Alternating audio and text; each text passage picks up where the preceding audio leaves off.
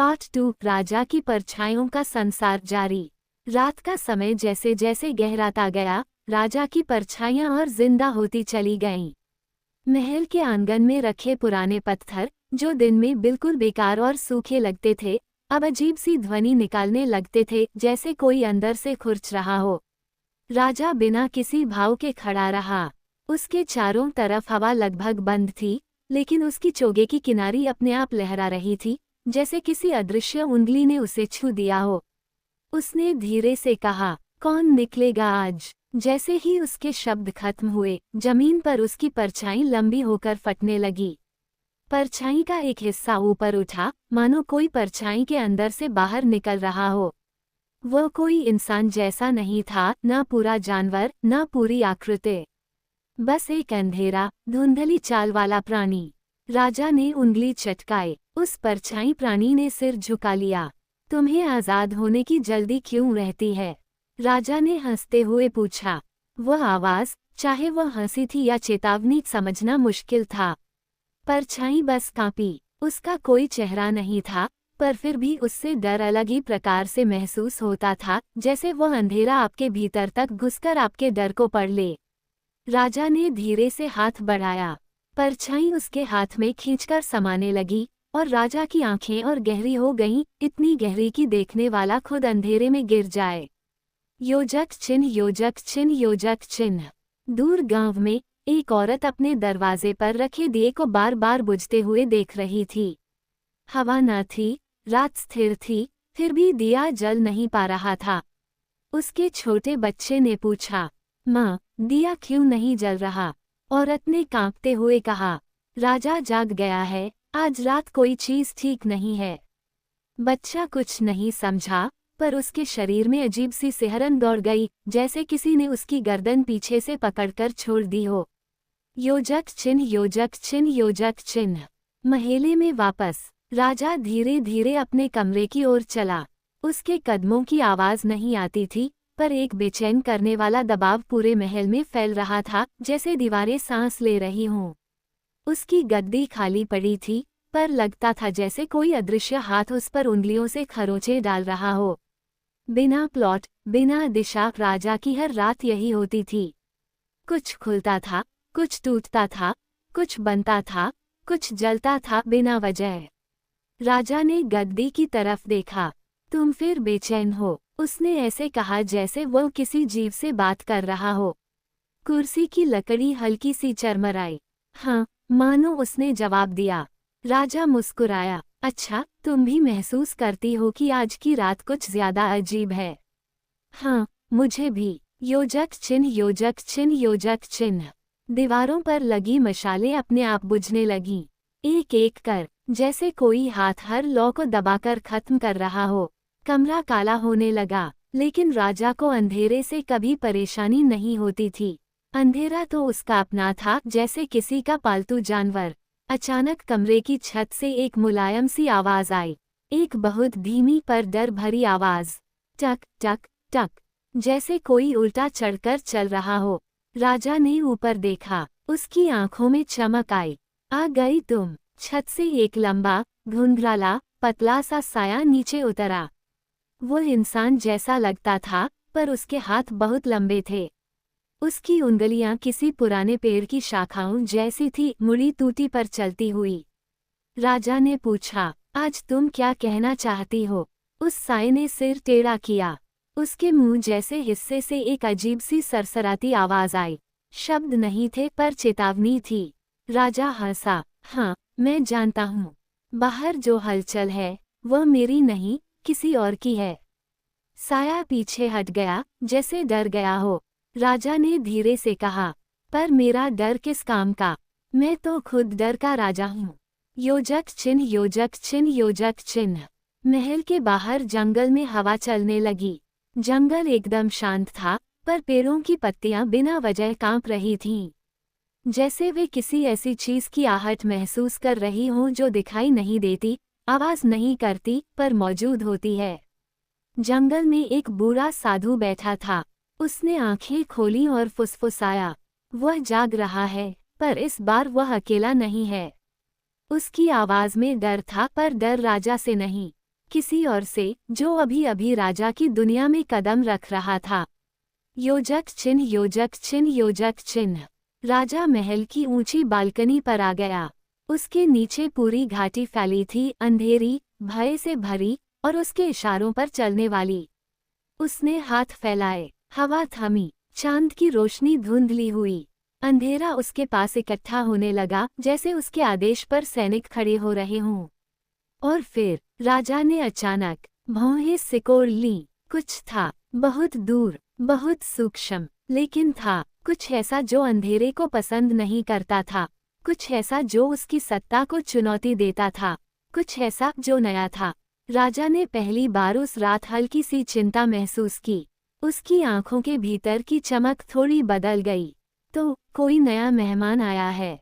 हवा ने उसके सवाल का जवाब नहीं दिया, पर अंधेरा थोड़ा पीछे हट गया, जैसे वह भी उस चीज को पहचानने की कोशिश कर रहा हो। राजा ने मुस्कुराकर कहा, चलो देखते हैं। अंधेरा अकेला राज नहीं कर सकता, कभी कभी उसे खेल भी चाहिए। उसने नीचे की तरफ संकेत किया। परछाइयां उसके आसपास घूमने लगीं, जैसे तैयार हो रही हों। राजा ने धीमे स्वर में कहा, खेल शुरू। योजक चिन्ह, योजक चिन्ह, योजक चिन्ह। पार्ट 2.1 आरंभ। राजा जब बालकनी पर खड़ा था, हवा उसके चारों तरफ घूमकर ऐसे झुक रही थी जैसे किसी देवता के सामने प्रणाम कर रही हो। लेकिन इस बार वो हवा थोड़ी हिचकिचाहट में थी, जैसे वह भी समझ नहीं पा रही कि आज की रात किसी अनदेखे मोड़ पर जा रही है। राजा ने हाथ नीचे किया। डरो मत, जो भी आया है, पहले उसे देखने दो। उसकी आवाज महल में गूंज नहीं रही थी, पर अंधेरा उसे सुन रहा था। अंधेरा उसके हुक्म का गुलाम था और कभी कभी उसका साथी भी। अचानक महल की सबसे पुरानी दीवार पर एक दरार खुद ब खुद बन गई। दरार ऐसी लग रही थी जैसे किसी ने नाखूनों से दीवार को फाड़ दिया हो। राजा ने उस दरार पर नजर डाली और धीरे से कहा, यह मैंने नहीं किया। उसकी आवाज कुछ क्षणों के लिए गंभीर, बहुत गंभीर हो गई। परछाइयां सिमटने लगीं। दीवार के भीतर से एक हवा की धारा निकली जो सामान्य हवा जैसी नहीं थी, उसमें सूखे फूलों और पुराने खून जैसा मिश्रित गंध था। राजा ने उस गंध को सूंघा और हल्का मुस्कुराया। पुराना है, पर मेरा नहीं है। कोई और है, कोई जिसने इस दुनिया को बहुत पहले छोड़ दिया था। दरार और खुली, जैसे कोई बाहर निकलने की कोशिश कर रहा हो। महल के बाहर पेड़ अचानक एक ही दिशा में झुक गए, जैसे उन पर भारी वजन पड़ा हो। दूर गांव में बैठे लोग अपनी नींद में चौंक कर उठने लगे। कुत्ते दूर से भौंकने लगे। औरतें दरवाजे बंद करने लगीं। बूढ़ा साधु अपनी आंखें खोलकर आकाश की ओर देखने लगा। राजा ने धीरे धीरे कदम बढ़ाए और उस दरार के पास गया। वह झुककर दीवार पर हाथ रखता है और अचानक दरार के भीतर से एक ठंडी उंगली बाहर आकर राजा की कलाई पकड़ लेती है। एकदम ठंडी, पत्थर जैसी। औरत की, या बच्चे की, या किसी मरी हुई चीज की। राजा कुछ सेकंड शांत खड़ा रहा, फिर हल्का सा बोला, छोड़ो, मैं तुम्हें अभी बुला नहीं रहा। उंगली रुक गई, फिर धीरे धीरे दरार के अंदर लौट गई, जैसे पछता गई हो। राजा ने दीवार को थपथपाया और बोला, अभी नहीं, समय सही नहीं। मैं जानना चाहता हूँ कि तुम कौन हो। योजक चिन्ह, योजक चिन्ह, योजक चिन्ह। रात और गहराई तक उतर चुकी थी। चांद बादलों में छिप गया। अंधेरा अब प्राकृतिक नहीं था, वह राजा का नहीं था, वो किसी तीसरी शक्ति का था। राजा ने अपनी तलवार उठाई, तलवार जो रोशनी में नहीं चमकती थी, बल्कि अंधेरे को पीती थी। तलवार की धार अजीब आवाज कर रही थी, जैसे धातु नहीं, बल्कि कोई भूख अजीब सांस ले रहा हो। राजा ने तलवार से पूछा, तुमने भी उसे महसूस किया? तलवार थोड़ी गर्म हो गई। यह उसका हाथ था। राजा हंसा, अच्छा है, फिर हम दोनों अकेले नहीं डर रहे। योजक चिन्ह, योजक चिन्ह, योजक चिन्ह। महल की खिड़कियां एक एक कर अपने आप खुल रही थीं। हर खिड़की में काली आकृति नजर आ रही थी, राजा की अपनी परछाई, हर आकार, हर शक्ल में। कुछ छोटे बच्चे जैसे दिखते थे, कुछ बूढ़े, कुछ स्त्रियां, कुछ दानव। राजा ने चारों ओर देखा और कहा, सुनो सब। सैकड़ों परछाइयां स्थिर हो गईं। आज रात कोई अजनबी आया है। पर वह दुश्मन है या मेहमान पता नहीं। अभी किसी पर हमला मत करना, बस देखो, सुनो, महसूस करो। परछाइयाँ धीरे धीरे गायब होने लगी, जैसे अंधेरे में घुल गई हूँ। योजक चिन्ह, योजक चिन्ह, योजक चिन्ह। जहाँ राजा खड़ा था उसे अचानक कुछ और महसूस हुआ। पहाड़ की चोटी पर जहाँ बर्फ कभी नहीं पिघलती, एक आग की पतली सी रेखा दिखी। आग लाल नहीं थी, नीली भी नहीं, वह सफेद थी। सफेद आग। सफेद आग राजा की भाषा में सिर्फ एक मतलब रखती थी। कोई ऐसा जीव जिसने अंधेरे को ठुकराया हो और जिसे अंधेरा छू न सके। राजा ने धीरे से फुसफुसाया, तो तुम आ ही गए। उसके चेहरे पर पहली बार उत्सुकता आई। वह बालकनी से जमीन की ओर कूदा, लाखों फीट की ऊंचाई से भी। पर उसकी गिरावट नहीं थी। वो हवा में तैरता हुआ नीचे उतरा, जैसे किसी अदृश्य सीढ़ी पर चल रहा हो। जमीन पर उतरकर उसने हाथ फैलाए। जंगल की छाया उसकी ओर खींच आई। सारे पक्षी चुप हो गए। रात अपने डर को छुपाने लगी। राजा ने जंगल को आदेश दिया, किसी को छूना मत, आज सिर्फ देखना है। जंगल ने उसकी बात मानी। पेड़ों ने अपनी शाखाएं झुका दी। योजक चिन्ह, योजक चिन्ह, योजक चिन्ह। राजा की दृष्टि अचानक धुंधली हो गई। नहीं, यह उसकी कमजोरी नहीं थी, किसी और की शक्ति थी। एक आवाज आई, न बहुत तेज, न बहुत धीमी। मुझे देख रहे हो, राजा?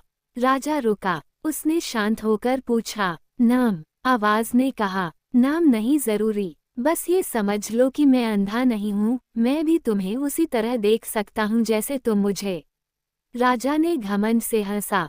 दुनिया में बहुत लोग मुझे देखने की कोशिश करते हैं, पर बहुत कम लोग बचते हैं। आवाज ने कहा, मैं देखने नहीं आया राजा, मैं लौटने आया हूँ। राजा की आंखें सनकरी हुई। लौटने? कौन? आवाज धीमे से मुस्कुराई, तुम मुझे किसी और नाम से जानते थे, पर अभी नहीं। अभी तुम सिर्फ इतना जानो, मैं अंधेरा नहीं, मैं रोशनी नहीं, मैं वो हूँ जिसे तुमने बहुत पहले बाहर निकाल दिया था। राजा की आंखों की चमक अचानक बुझने लगी। ये पहली बार था कि अंधेरा भी उसके पीछे हट गया। राजा फुसफुसाया, तुम? नहीं, ये कैसे? आवाज गायब। जंगल शांत। राजा अकेला। राजा एकदम स्थिर खड़ा रहा, उसकी सांस तक थम गई। तो खेल असली है, उसने कहा, और ये मेरे अतीत का है। उसकी तलवार उसके हाथ में कांप गई। ये तलवार कभी नहीं कांपती थी, कभी नहीं। राजा ने तलवार पर हाथ फेरकर कहा, चिंता मत कर, चाहे जो हो, डर तो हमारा ही हथियार है। तलवार शांत हुई, पर राजा के मन में पहली बार एक सवाल जड़ पकड़ चुका था, अगर वह लौट आया तो कैसी रातें आएंगी? पार्ट 2 ब्रह्म। राजा वहीं खड़ा रहा, जैसे समय रुक गया हो। उसके आसपास की हवा भी स्थिर हो चुकी थी, पर उसकी आंखों में एक उथल पुथल शुरू हो चुकी थी। पहाड़ की चोटी पर दिखी सफेद आग अब धीरे धीरे फैलने लगी थी। वह आग ऐसी थी जैसे कोई शांत चीज जल रही हो। आग थी, लेकिन चीख नहीं रही थी। कहीं न कहीं यह आग बोल रही थी, पर आवाज सिर्फ उन्हीं तक पहुंचती थी जिनके भीतर की परछाई जिंदा हो। राजा ने गहरी सांस ली, तो सफेद आग ने फिर जन्म ले लिया। उसकी आवाज धीमी थी, पर भारी थी, जैसे बादल बिजली समेट रहे हों। योजक चिन्ह, योजक चिन्ह, योजक चिन्ह। अचानक जंगल की जमीन फटने लगी। राजा के पास जमीन पर दरारें फैलने लगीं। जमीन पिघल नहीं रही थी, बल्कि जमीन की मिट्टी किसी अंदर छिपे जानवर की तरह कांप रही थी। राजा ने तलवार उठाई। जमीन के अंदर से एक लंबी सांस की आवाज आई, जैसे कोई बहुत पुराना जीव नींद से उठ रहा हो। राजा ने तलवार जमीन की ओर झुकाई। तलवार तुरंत ठंडी हो गई। राजा बोला, तुम? कितने साल बाद? जमीन अचानक फट गई। एक काली, मोटी, धुंधली सांप की तरह आकार बाहर निकलने लगा।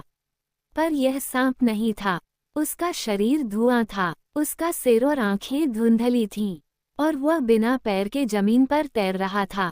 राजा मुस्कुराया, मेरे पुराने साए, तुम अभी भी जीवित हो। वह काला जीव राजा की ओर बढ़ा, पर डर से नहीं, जैसे वह राजा के साथ पैदा हुआ हो, जैसे वह राजा की किसी पुरानी गलती का कर्ज हो। राजा ने पूछा, क्या लेकर आए हो? उस साए ने जमीन पर एक आकार बनाया, एक गोल घेरा। उस घेरे के बीच सफेद रोशनी उभरी। राजा की आंखें सिकुड़ गईं। तो यह इतना बड़ा मामला है। घेरे में एक अस्पष्ट सा चेहरा दिखा, किसी इंसान जैसा, किसी देवता जैसा, किसी मृत आत्मा जैसा। राजा ने बहुत ध्यान से देखा। चेहरा साफ नहीं था, पर उसकी आंखें थीं, और वह आंखें राजा की आंखों से मिल रही थीं। राजा की सांस भारी हो गई। तुम सच में लौट आए हो। सफेद रोशनी धड़ाम से बुझ गई। राजा ने गहरी आवाज में कहा, मेरे अंधेरे को लगता है ये रात सिर्फ मेरी नहीं रही। योजक चिन्ह, योजक चिन्ह, योजक चिन्ह। महल की ओर लौटते हुए राजा जंगल से निकलकर वापस अपने महल की ओर चलने लगा, पर उसका हर कदम भारी था, जैसे कोई उसके पैरों से शक्ति खींच रहा हो। पहली बार राजा हल्का सा कमजोर महसूस कर रहा था। महल के दरवाजे अपने आप खुल गए। अंदर की परछाइयां राजा को देखकर डर गईं। हाँ, परछाई भी डर सकती थी, क्योंकि जिस शक्ति ने राजा से बात की थी वह सिर्फ अंधेरे की नहीं थी। राजा ने गुस्से में चिल्लाया, किसने कहा तुम्हें डरने को? डर तो हमारी जन्मजात चीज है। परछाइयां कांपते हुए सर झुका गईं। राजा ने सोचा, अगर उसकी परछाई भी डर रही है, तो वह जो लौट रहा है वह साधारण नहीं। योजक चिन्ह, योजक चिन्ह, योजक चिन्ह। महल की गुप्त तहखाना। राजा सीधा नीचे की ओर जाने वाली सीढ़ियों पर उतरने लगा। ये वह जगह थी जहां सिर्फ वही जा सकता था। यहाँ न आग जलती थी, न रोशनी। दीवारें खुद सांस ले रही थीं, और बीच में एक विशाल पत्थर रखा था। वह पत्थर काला नहीं था, वह खाली था, जैसे किसी ने उसकी सारी आत्मा निकाल दी हो। राजा ने हाथ रखकर फुसफुसाया, उठो। पत्थर हल्का सा कांपने लगा। उसके भीतर से एक लहर निकली, जैसे कोई आवाज पत्थर की अंदरूनी दुनिया से बाहर आ रही हो। राजा ने पूछा, क्या तुम भी उसे महसूस कर रहे हो? पत्थर के बीच लाल बिंदु जल उठा। राजा बोला, तो तुम भी डरते हो? इसका मतलब वो कोई साधारण चीज नहीं, कोई पुराना नाम है, या शायद मेरा अपना अतीत।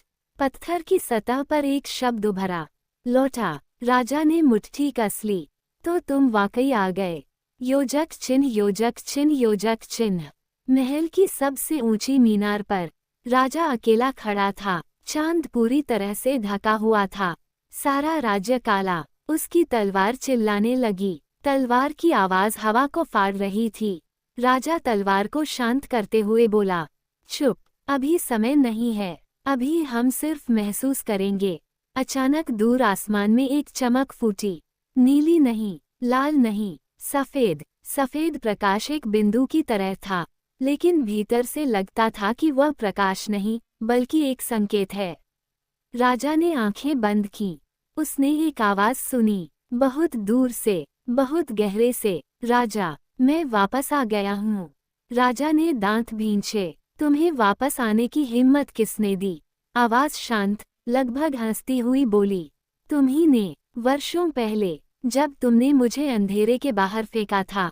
राजा गरज उठा, मैंने तुम्हें निर्वासित किया था क्योंकि तुमने अंधेरे की मर्यादा तोड़ी थी।